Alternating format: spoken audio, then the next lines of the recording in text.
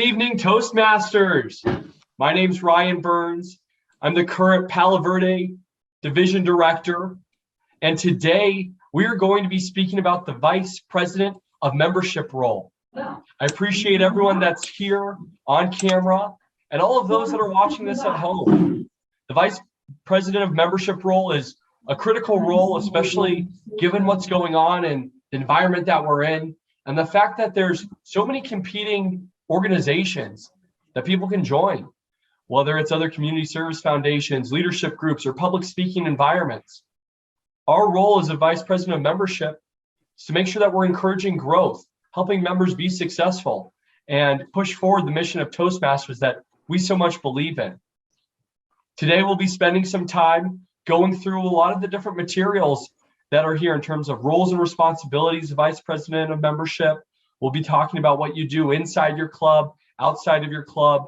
We'll go through some different scenarios and brainstorm as a group together to make sure that we can provide some insights to one another. And ultimately, it's our job to empower each of you to make sure that we are successful. For starters, I'd love to see a show of hands. How many people have been a Vice President of Membership in the past? All right. Rob and Karen, thank you so much. Appreciate that. And for Araceli, Mike, and Raul, if you don't mind typing in the chat a little bit, we'll definitely be reading that. We want to make sure that, again, this is interactive because we're on this conversation for 45 minutes. You don't want to just hear my voice the entire time. All right, Mike, thank you so much. First time there. Raul, sounds like you don't remember being the Vice President of Membership before. And Araceli, are you able to let us know where you are in terms of Vice President of Membership? Is this your first time? Yes, you have been Vice President of Membership in the past. Well, fantastic. So Mike, think of this as an opportunity to ask any questions that you have about the role. And you've got a great group of individuals that are going to be able to leverage their experience and share with you. And for the three that have been Vice Presidents of Membership, I really encourage you to share about your experience in the past so that those that are watching this YouTube in the future can learn a little bit more about your experience. I've given a little bit of my background in terms of being the current division director. My home club is Dobson Ranch Toastmasters, and I joined in August of 2018. Karen, do you mind sharing a little bit about your background in terms of when you were Vice President of Membership and what club you're involved with now, please? You know, I've been in Toastmasters for a lot of years. I don't think I can remember what years. Currently, I'm VP of Membership for Southwest Toastmasters and also serving as VP of PR. They kind of go hand in hand in a lot of ways. Yeah, but I've done it in the past. It's hard. But you know what? My favorite thing about it is part of it to me is reaching out to the members, the new members, encouraging people, inviting guests to come back and just following up with them that way. I like that part of it. Oh, awesome. Well, thank you so much for sharing about your favorite part and your experience. Rob, do you mind sharing a little bit about your experience in the past with Toastmasters as well as the Vice President of Membership? Sure. I think my Toastmaster journey started in about 96 and then in Arizona in 2002 at Gilbert. And let's see, 2 weeks in, I became treasurer and I've been an officer ever since. So I was president, vice president, membership, education, all of that. I am currently vice president of membership again. And it's been a strong club. It's been a 10 of 10 club every year. So we do an awful lot of things to make sure that our guests are welcomed and have the information they need. And that's been a very good, effective way to go. Fantastic, Rob. Thank you for giving us a little perspective in terms of your background and what it takes to be successful as a Vice President of Membership. Araceli, do you mind coming off of mute and sharing a little bit about your background in Toastmasters as well as the Vice President of Membership role? I've been an officer, I don't know how many times. I've been a Toastmasters for maybe 15 years. I'm president twice, And that was my biggest accomplishment because the 2 times I was president, my club became distinguished club, presidential distinguished, award. So that was really good. Membership, it was fine. Now, as most of us probably know or like experiencing, it's a different kind of problem now in terms of getting new members or even to retain, which is the same thing because of the pandemic. Like this past few months, we are doing hybrid right now. I'm from Toastmasters of Sedona. And there was one who inquired about our mask rules. And of course, we have to follow our host. We are in a church, which was unvaccinated should wear mask. Right, of course. And so we told this a couple, they're interested, husband and wife, and they don't like the rule. And then the other one we had was just the opposite, thought it was too loose. Yeah, she wanted a stricter regulation. So it's very difficult right now because of the pandemic. And that maybe we could all share as to what we can do about that specific problem. Absolutely. Araceli, thank you so much for sharing your experience. We're in a great group right now. Raul, like you said, a lot of experience right now. And I think that allows us to share a lot of different perspectives about what's going on in this environment that we're finding ourselves in with the pandemic. We don't know what this is going to look like in the future. We don't know in 10, 15 years, whenever someone's watching this video, what the next scenario is or the volatility of the world. But hopefully there's some core values that we talk about today, some processes that we can utilize like mastermind groups that are going to be relevant at the time, because all these leadership skills that you gain from being on the board in Toastmasters, they translate beyond the club itself to life, whether it's work, family, any part of other organizations we're a part of. It's something that's critical. Raul, do you mind coming off of mute again and sharing a little bit about your background? I know you're not a vice president of membership right now, but I know you have a great background in Toastmasters. So I've been in Toastmasters now for quite a few years, I think 2001, 2002. Been in a variety of roles. I probably actually was vice president of membership way back in the day because I'm just fill in wherever needed. So our club's always been, though, I'm impressed with the Rob and Araceli and Karen, who had all this experience that have helped their clubs be successful. I think the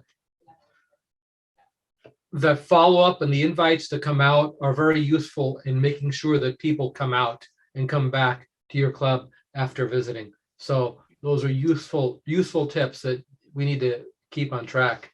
But one thing I think that Araceli said, yeah, the pandemic has made it difficult for people to participate.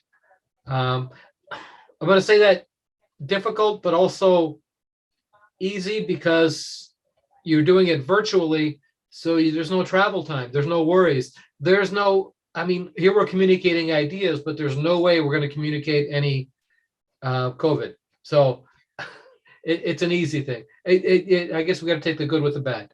So that's my 2 cents. Thank you. Yeah, an interesting part about this is there are some clubs that are totally virtual and there's some that are in person. And what we ultimately have to do as the vice president of membership is recognize the situation we have and know what our role really entails. So the first part of this presentation that I'm going to share, and I will just go over the slides so that everyone can see them. We're not going to be spending a lot of time in the slides. Rather, it's going to be this open dialogue format so that we can go back and forth and share about it. But I want to make sure that everyone has an idea of what we're talking about in terms of the roles of the vice president of membership, responsibilities, as well as the resources that we have. And they go much beyond just the group that we have here, but all of Toastmasters and Toastmasters International wants to be of service to us. Now, to open it back up to everyone, I'd like to ask, what is the role of vice president of membership? if we could go maybe one at a time, just come off of mute and share. Arceli, I see you're off of mute right now. What do you see the role as Vice President of Membership? Well, the most apparent ones is to get new members. And of course, the other one is retention. And of course, because of those two main things, there are sub duties. Like in order for them to stay, you really have to take care of them. Of course, not just you, the VP membership, but the rest of the club members, the president, the VP Ed, especially. Some people don't realize how important for VP Ed for the retention part, because that's their responsibility now to hold their hands so that they stay with us. Absolutely. I think that two-pronged of growth and retention are so huge. Karen, I saw you come off of mute. Can you share a little bit more about what the role of VPM looks like? Well, Araceli hit the two main points, but there's also the little things like making the guests and new members understand the process, how to get online. I've spent many times walking them through selecting a path, getting on to look at their path and to just kind of navigate through the system, because it isn't necessarily the most user-friendly system. So there's that, and then explaining the fees and all of that. I think, Karen, you talk about being that liaison for the new members and the guests and making sure that they feel welcome, and that when they have a difficulty, there's someone who can help support them. Rob, would you like to add anything in terms of the role of VPM? So the one thing that I've always found to be important is VPM is timely communication. For most of our clubs, we're getting an email from the Find a Club or our own websites or word of mouth. And when you get those emails, a quick response is way more likely to bring that person as a guest. Give them just some basic information about your club and invite them to a meeting, and make sure they're coming so you can greet them.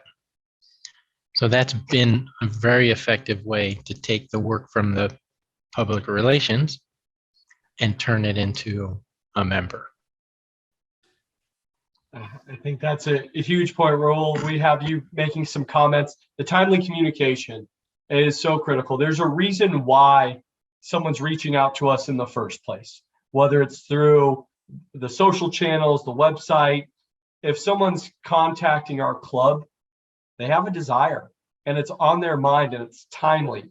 So we have a lot of leverage when we're trying to have a conversation with a potential new guest or member.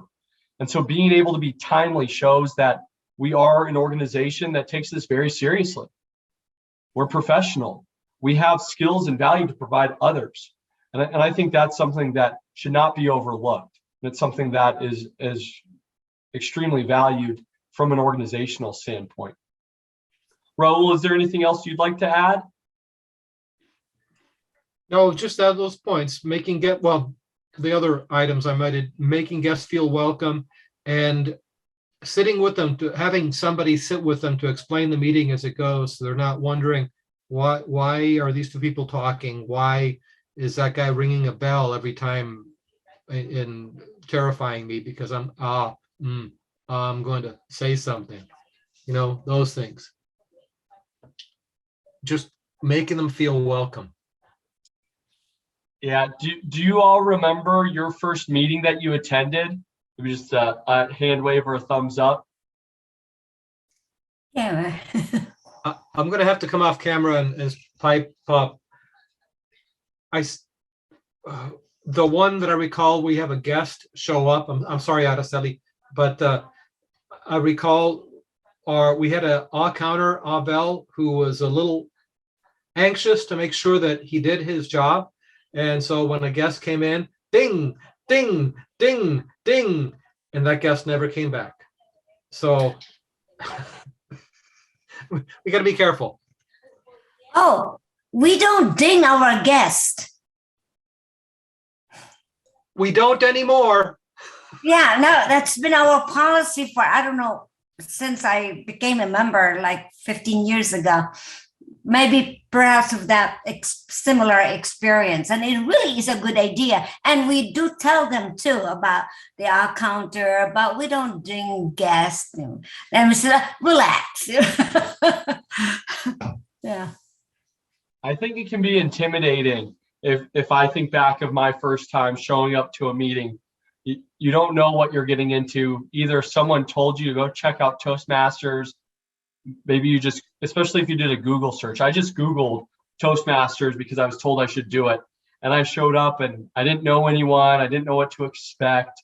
I didn't know if there was going to be anything of value for me, or if it was just going to be, I was going to be way out of my league. So having someone there that's able to greet you first and foremost, and then sit down with you and walk you through the process, catch you up to speed, be that buddy there if you don't have one, is really important. And I think that also pairs well with another role that I don't think it's written for the VPM, but I think that it can be a part of, if you know that someone's invited the guest to your meeting, the VP of membership should talk to the person who invited the guest and thank them first and foremost, because we want to make sure that we're encouraging our members to invite people to try out our club. But then I think there should be some coaching in terms of making sure that they're sitting with their guests or introducing them to the other members and making sure that it's a positive experience for the new member coming in. Do you all have any suggestions in terms of, say someone's a new vice president of membership or someone's invited a guest? How should they go about introducing that guest to the current club members, or how should they help introduce them to the entire club? Ask that question again. So, Rob, if someone brings a guest, say that you weren't an experienced vice president of membership, say you were brand new at the role, and you knew that your job was to introduce the guests to club members, how would you go about breaking the ice with that guest that's there and introducing them to the rest of the club? I would never. I have those people introduce themselves. They're coming to see what it takes to improve their communication and leadership skills, even though it's uncomfortable. That's step one. So we don't introduce our guests. We ask our guests to introduce themselves. We also very, very frequently get half or more of our guests involved in table topics. They came to figure out if this is for them, feet to the fire. So no, we don't introduce people. We ask them to introduce themselves. I definitely warn them when they show up that they will be asked to introduce themselves, so they get to think a little bit about it, but absolutely never introduce people in that way. Well, Rob, I appreciate you sharing that. Can you elaborate a little bit more? It sounds like most oftentimes you know that a guest is going to come to your club and you give them a heads up about what to expect, or can you share a little bit about what your guys' process looks like in terms of guest finding your club, coming, and then going through the meeting? So we have guests find us through Meetup, through Facebook, through Instagram, and through Find a Club and our website. So when they email, the return email gives them insight into what's going to happen at a meeting, invites them to come 10 minutes early, meet a few people, and we sit them with an active member so that they can have some questions answered during the meeting. When they show up, I mean, we know that they might come at the time that they send that email, but when they show up, then we let them know this is the meeting, you're going to have an agenda, you'll be able to follow along, we'll sit you with somebody. And oh, by the way, at the very beginning, the president is going to ask you to introduce yourself. So tell us whatever you want. We'd like to know how you found us, why you came, but whatever. And at the end of the meeting, the president is going to ask you to tell us what you felt about the meeting, what was good, what was bad, help us improve. But it's not that we're prepping people before they ever show up. We're just giving them just enough guidance. And since we're sitting them with somebody, they've got their own little cheer squad right at the beginning. Awesome. Thanks, Rob. I think that's really powerful, understanding how your club goes about this. Arceli, do you mind sharing about your club and how that works? Once you identify a guest is going to come or when they show up, how you introduce them to the club or how you encourage them to introduce themselves to the club? Very similar to, I'm sorry, what's your name? Rob? Bob? Yeah. Rob. Whole thing, right. It's kind of just a little, by the way, we're going to ask you to introduce yourself. Just a few sentences. And also at the end, we're going to ask for your input because we want to know something.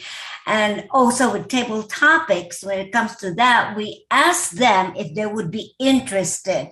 Like we usually do that after we ask 2 or 3 members, and then we go look at the guests and like, now you have seen 2 or 3 how we do this. Would you be interested in having one question? And sometimes you say, well, not necessarily the next one, kind of like, but if you are, and you say yes.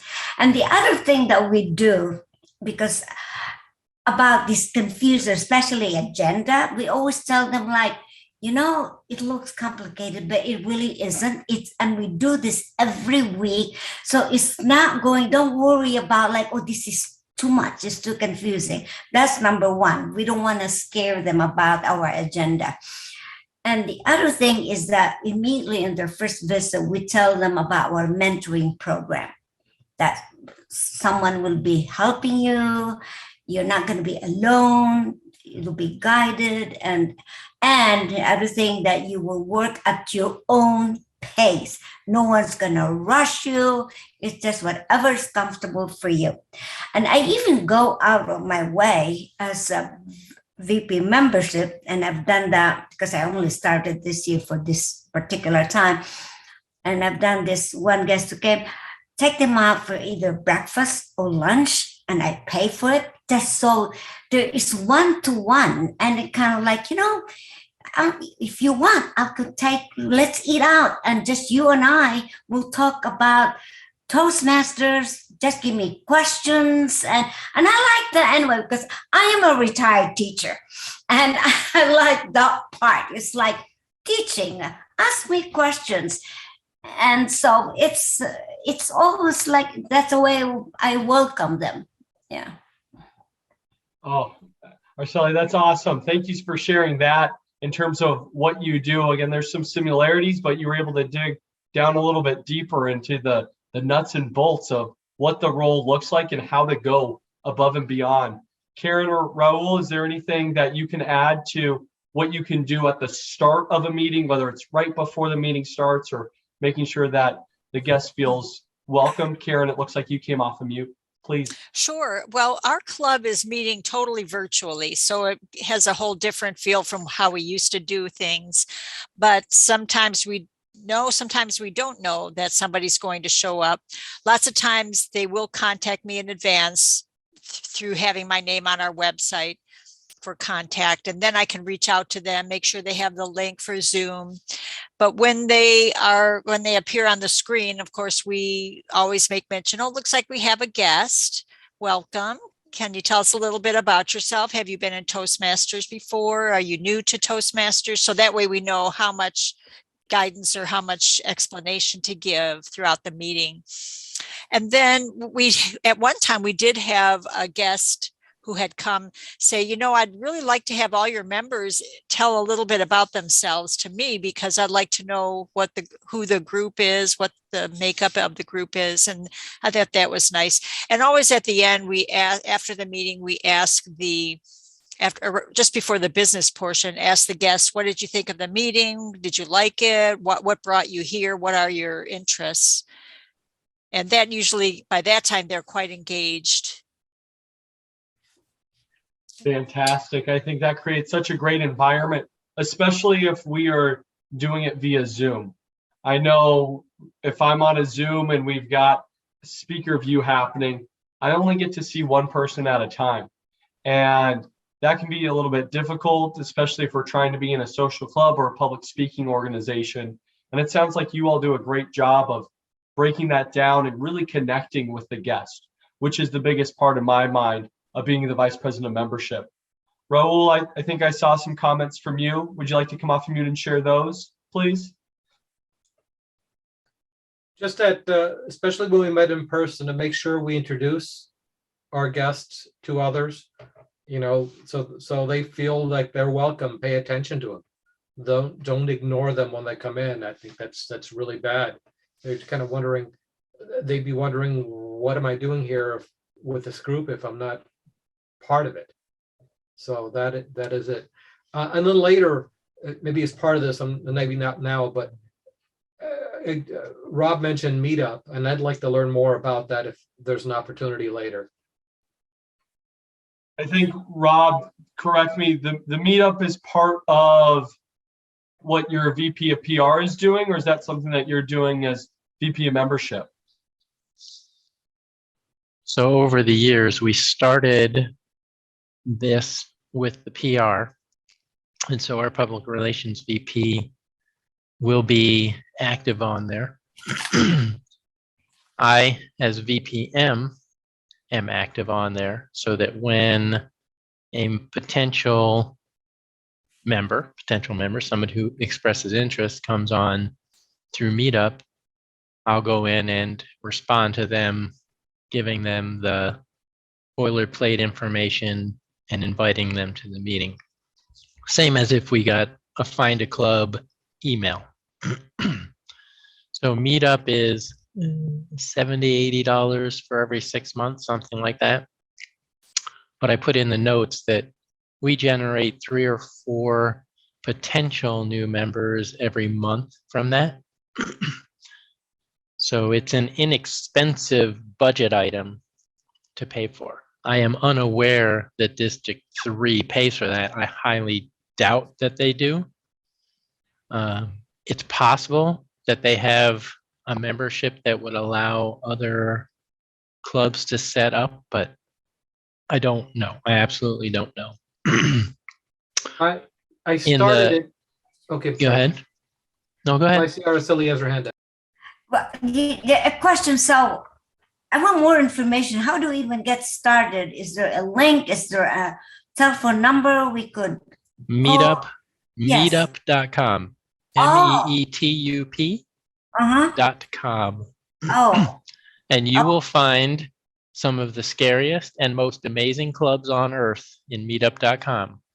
Be careful you don't get yourself into one of the sex clubs because they exist in big ways. So, Unless you want to. Unless you want to, in which case, happiness ensues.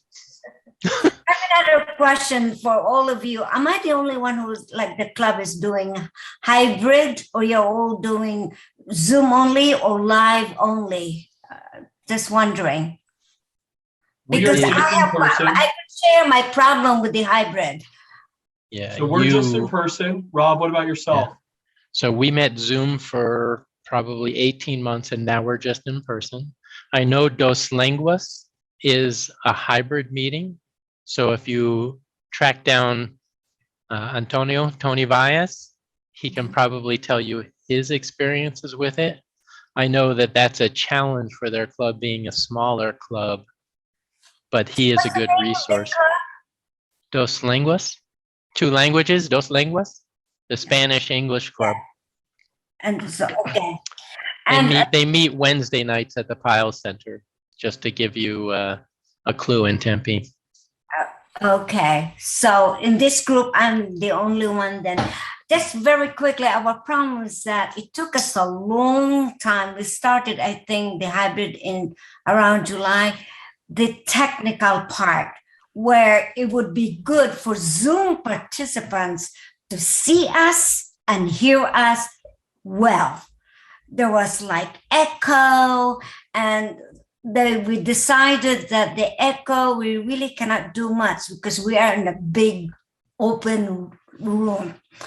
So we're still working on it. It's a little better, but it kind of would be discouraging for people at least the Zoom. We had some Zoom guests like attended a couple times and did not come back. And I could understand it. If they had difficulty listening to us, then it would be really not a good idea. So that's one of our struggles. Yeah. Yeah. I think that the hybrid meeting is difficult because, as you're saying, it's the experience for guests to show up. They have to have a good experience. They have to see value. And if they see value, they're going to show up again, and they're ultimately going to sign up. Yeah. Those of us that are here, we've seen value in Toastmasters. We know what it brings to our lives and what it brings to the lives of others. So we are preaching to the choir, if you will.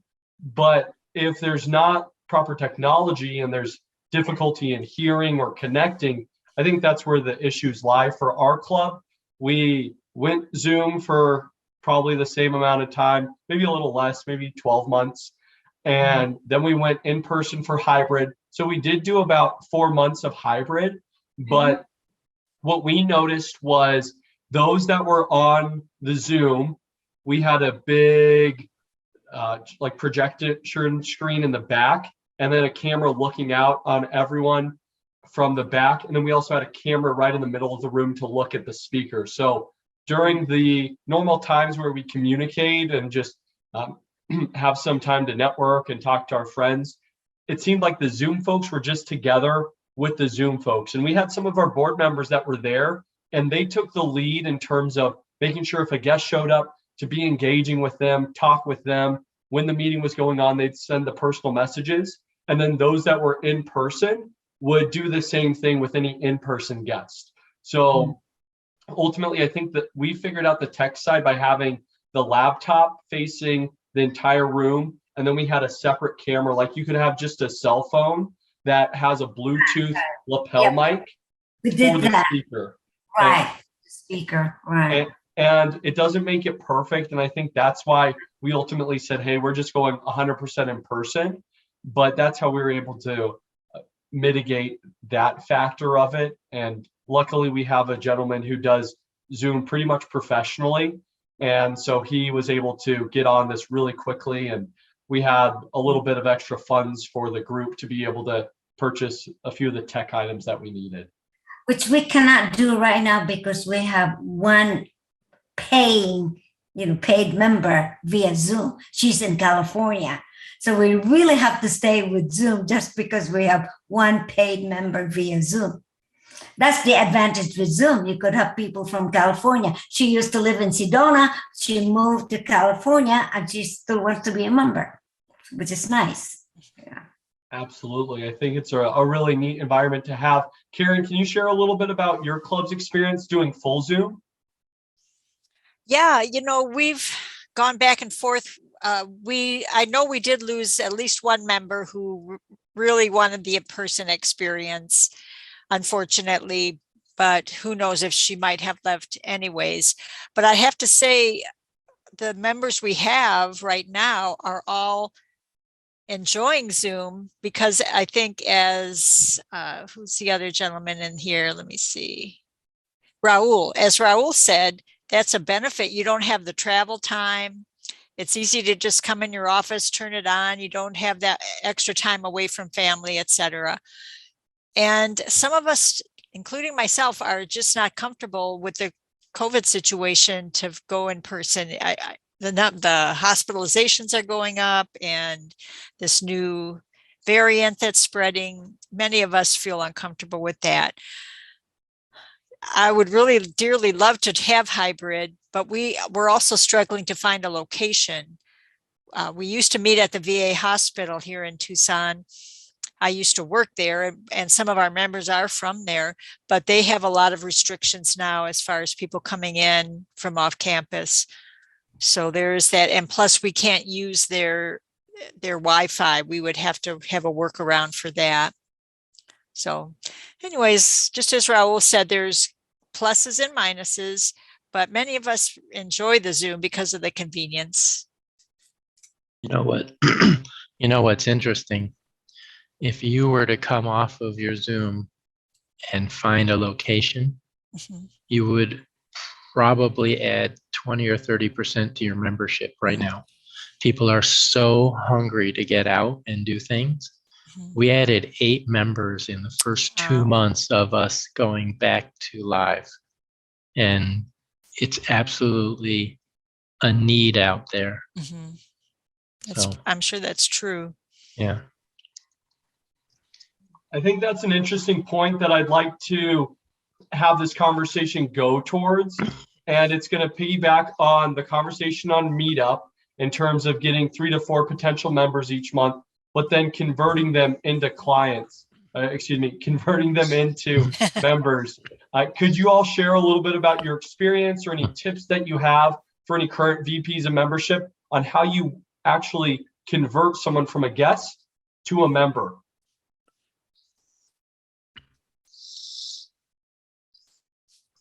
Clearly, you have to pay attention to them. You have to make them feel like part of the club, whether they are or whether they are not. Following up at the end with them on their experience and making sure they understand that they can come back as a guest as often as they want, but that joining is when they really start their journey. It's a variant on always be closing. Always be letting these members know that we want them, that they fit within this group. We will also tell people, hey, check out a couple other clubs because they don't always fit you, but the odds are you're coming back because you stumbled in for our club to one of the top 30 clubs in the world. They just luckily did it. So they tend to go and check other clubs out, but they also come back. So you have to have that subtle arrogance that your club is worth it, but you have to back it up with the way you work with new guests. You have to be personable. Everybody in your club has to be on the ball, not just one person. Everybody should be greeting them. Everybody.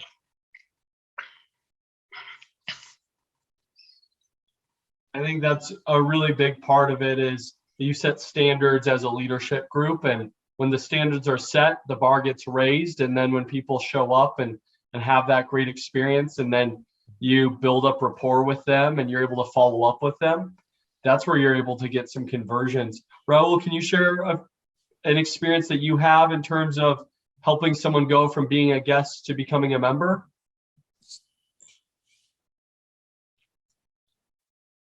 Actually, I'm sorry, I can't. If, like I said, I was VPM a while ago, but other than yeah, just the standard getting the information on what it takes to be a member. Well, check that. Inviting them to be a member, and then sharing the information, and then helping them fill out the form, because it's not that complicated. But if you see it for the first time, it is probably a little challenging, just letting them know how to do that. And occasionally we have had specials where we've waived some of the fees, especially our club fees in the past, to get them in. Raul, I think those are amazing points. The fact that it can be difficult to fill out a form, or maybe we don't have the time for it, or we need a little bit of an urge. As the vice president of membership, that's our responsibility to be there with that potential member, sit down with them, hold their hand, if you will, and make sure that the membership actually gets completed, and then we can send it on to Toastmasters International. If we're able to help cover their fee as a club as well, I think that's an added bonus. Karen, is there anything that you can add in terms of the conversation of converting someone from a guest to a member? Sure. A couple of things came to mind. I know we've often invited the guests to take part in some way when they're comfortable. Would you like to be a counter? That's one of the easiest of all of the roles. And that way they're engaged. And then I try to send an email to them after they've been to the meeting, thanking them for coming, inviting them back. I add them to our guest list on Free Toast Host, add them as a guest. And then you have an email. So every meeting, the day before the meeting or that morning of, I'll send a reminder email to all the guests, and it's an easy thing. It's just guest dot and then your number and all that. So that way they're always invited back. And also the last thing I was going to say is reach out and ask if they have any questions. We'll sometimes get together on a just 2-person Zoom so I can demonstrate to them what is involved on the website, and ask any questions. They might answer any questions they might have, and let them know that, when you're ready to join, I'll work with you. I'll walk you through it, get you started, and then you can run with it. Oh, Karen, thank you so much for that. I think leveraging Free Toast Host is something I want to make sure to highlight, because we're building a database of potential members by having them always sign in as guests and give us their email addresses. One thing that hasn't been brought up yet is a guest packet, and creating some marketing material and the additional value that Toastmaster provides to members. And then the vice president of membership is responsible for giving it to them. But when we have that list and we can invite them time and time again, ultimately we get lucky and we find someone at the right time, and we can invite them to our different social platforms if we have a Facebook page, or if it's just keep showing up to the meetups. I think there's a lot of opportunities there.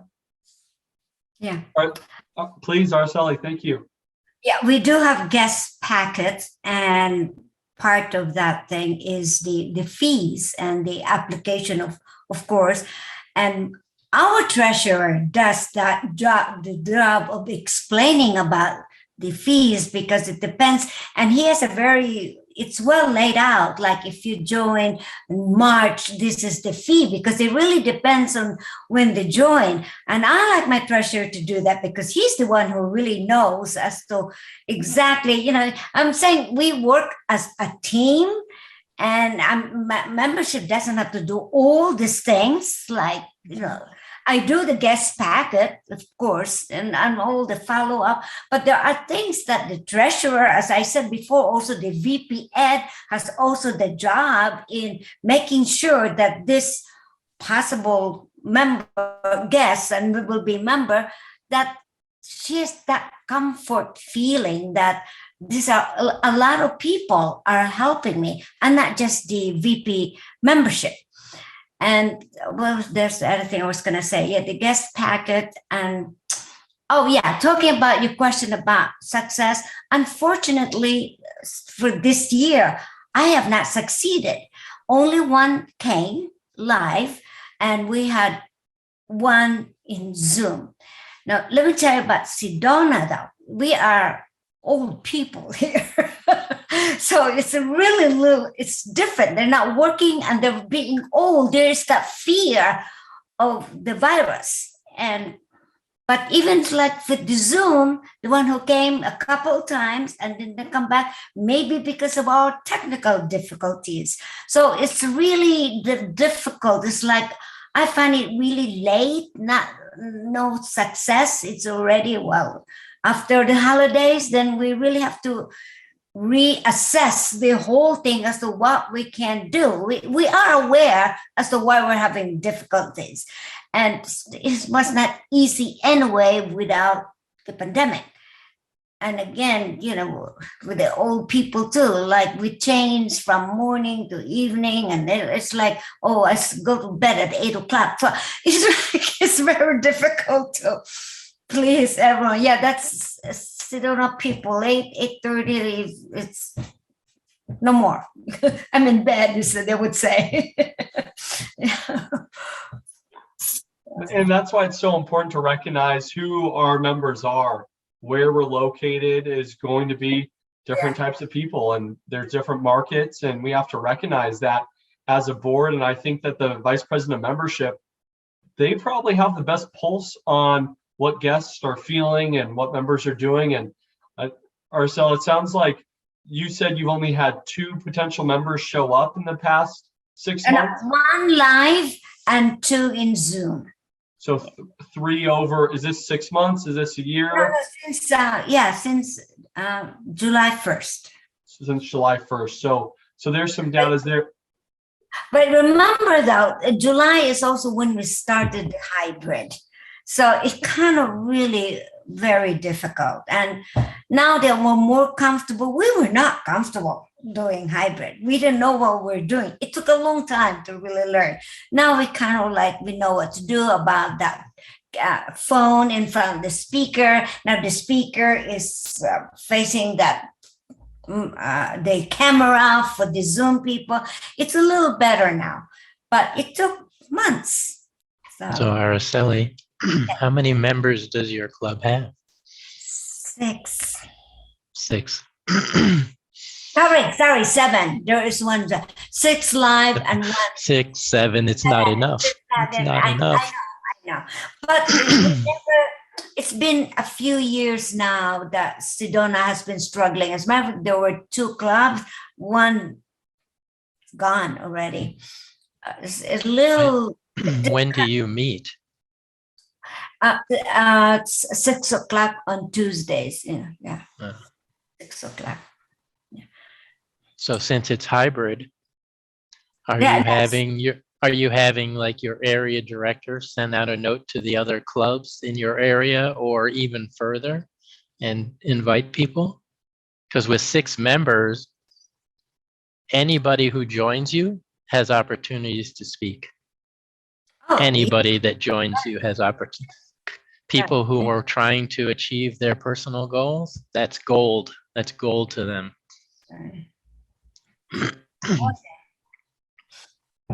So. I think that's a great point, Rob. There's an opportunity there to get members from other clubs, because ultimately, if you're in a bigger club, I know that Rob's in a big club, I'm in a pretty big club, you don't always get an opportunity to speak. It could be 3 months between opportunities to speak. So if someone is wanting that opportunity to go through a path pretty quickly, they need to join another club. And I think that's one of the biggest blessings of Zoom and the pandemic is we can go all around the world and join clubs, or we can go to beautiful Sedona via Zoom, and then you can show up for a Zoom meeting as well. Almost like the 3 members who joined via Zoom when we went live because they didn't like the idea of wearing masks.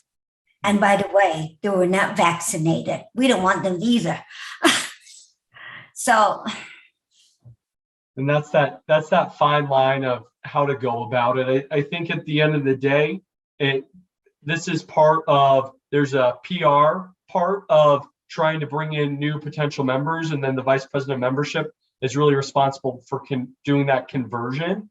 But there's some follow-up tasks that we can do as VP of membership that Karen was speaking about in terms of always inviting anyone who is on that guest list. Oh yeah, they're always invited. Our VP Ed sent, like, I don't know how many people in the group emailed our agenda. This is what we're doing.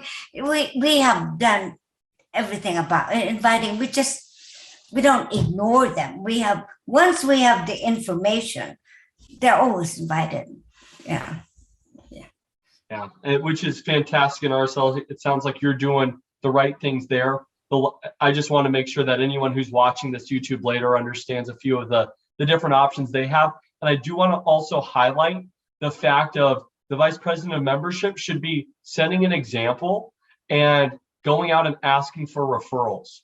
So that's one of the best things we can do when we have clubs is asking our members to invite others, friends, family, whoever it may be. David mentioned right now at the start of this is a great time to reach out on Facebook to that friend you had back in high school or someone you knew in college. And social media, Facebook, everything. And by the way, the ones who are the members, current members, we are the ones who've been together for many, many years. We have one member who has been in Toastmasters for 35 years. Oh, wow. We have another one, 20 years. These are the old timers. Yeah. They said, no matter what, we're staying. Woo! I love to hear that. I love to hear it. And Yeah, and 30 it's years. just showing up and doing those activities. Mhm. It will pay off. Just continue going, and that's what we're here to do, to support one another. I think we're all going through difficult times. I saw we have 15 minutes left, and I do want to get through a few slides real quick, but then I have a couple scenarios that I want to ask the group to brainstorm about, and also make sure to open it up for questions. Before I jump though to the written material, is there anything else that's on anyone's mind in this group? Because I think your time's more valuable than going through this. So does anyone have a question they want to ask to the group? No, just to point out, Araceli, we're a very small club too. I think we have like 12 people. But the one point at one of those TLIs I heard about a club that was just down to 4 people, but they still had quality meetings, that when they did have guests, the guests came back. And they got something out of it. So the club got better and Yeah. grew. Of course. I mean, field quality. And I'm not defending our problem here. So like, you know, they always say how wonderful, and it's just like even with this particular speech, their experience and everything. But again, our first problem right now is even getting people to come in, and Sedona is just so different from other clubs. No one, even Zoom, we are not getting people. And our PR, he is very good, you know, it's in the newspaper, you know, in our twice a week, you know, what we're doing, about our meetings. And he does a good job with the articles. I mean, those social media. And again, since July, we just had 2 Zoom guests and 1 live. And you know, and we do have quality meeting. I mean, it's strange, and it's just so bad that we lost 3 because they did not like the idea of wearing masks, and they were unvaccinated. So it's a different population here too. We have those people not gonna mask, and we have old people who are afraid. So. And there's a fine line there.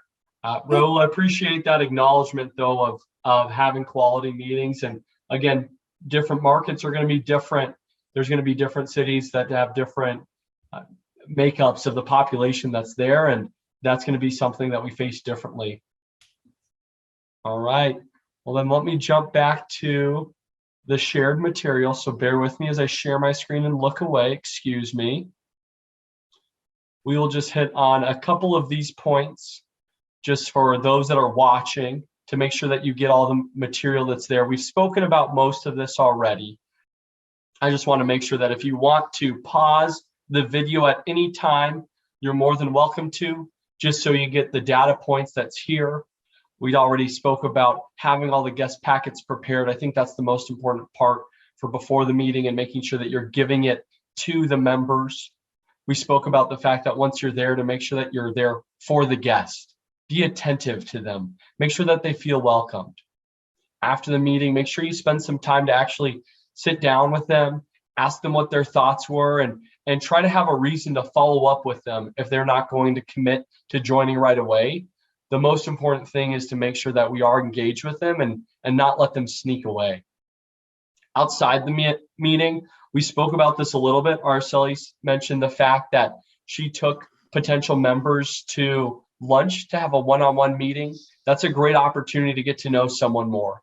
There's also other district programs that are going on and incentives. We've got the Pay It Forward programs. There's other open house opportunities and gifts that are involved with that. We need to make sure that we take advantage of all those that are going on. And as always, follow up and track the guests that you have. Whenever we show up, we want to make sure that we are there for our fellow club committee members as well as the other leaders, because we're setting the tone and the stage for all future guests.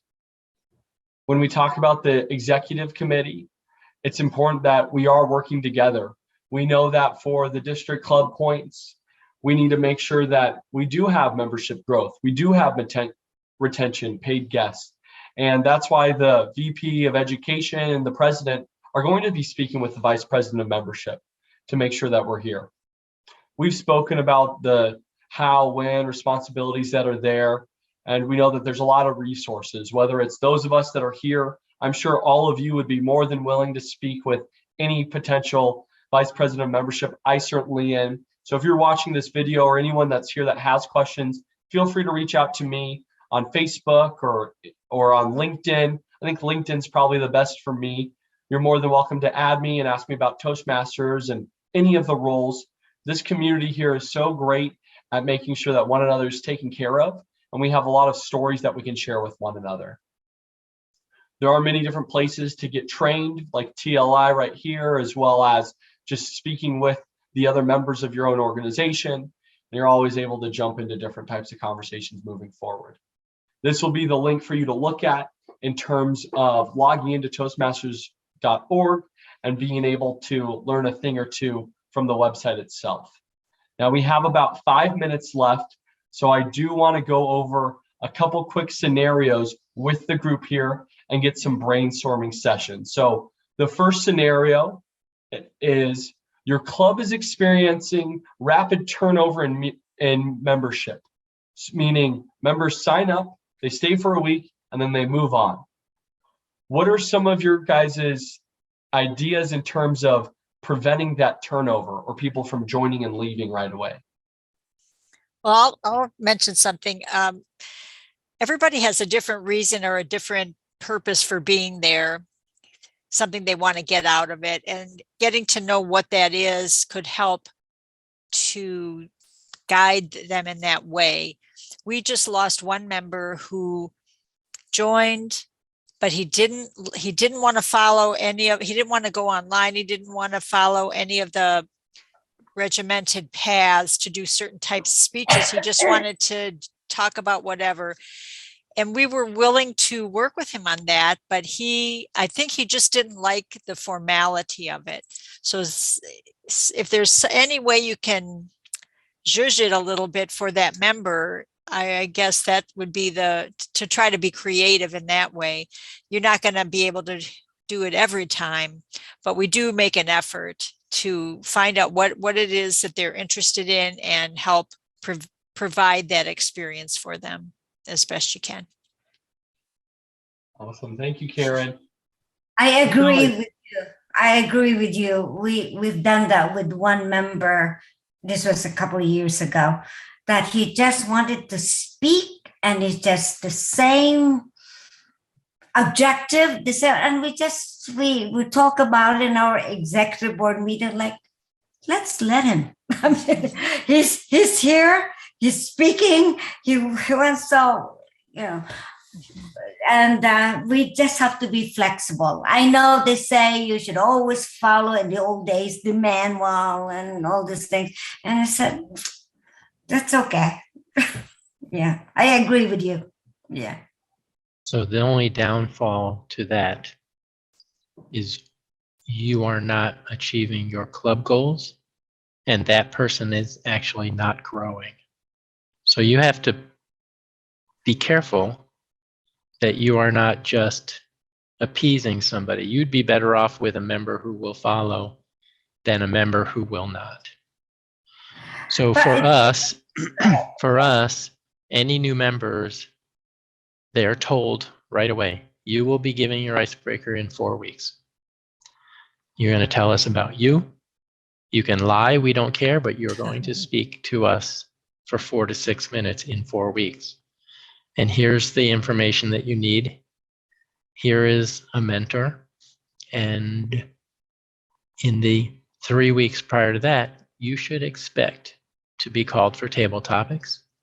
And if there's an opening as a functionary and you're interested, please accept it and become part of it, because you are expected to participate at every level. You will help us run a meeting. You will learn from it, and you will speak. There is no choice. That is the way it's going to happen. because that's the way you get members through their paths, through their manuals in the way back. As if you leave it up to them to speak, when they speak, not going to happen. They're not going to finish. Said Zig Ziglar, wandering generalities. They're just going to wander. Okay. I gotta say though, I mean, that was the only person we No, I'm not I'm just chastising saying anybody. also, like, he actually was an asset because he was an excellent speaker. And some of the topics he did too was actually very helpful, especially to the new members. So he was an asset. Aside from the fact that he didn't want to follow, he was an excellent speaker. And that's why he was there. He wanted to, I guess, show off his talent, and which was good for especially new members. Yeah. There's always presentation mastery, though, for those folks that don't want to follow a specific path, because presentation mastery is essentially the open forum. They get to give their own presentations, their own speeches, and they don't have to follow that set path.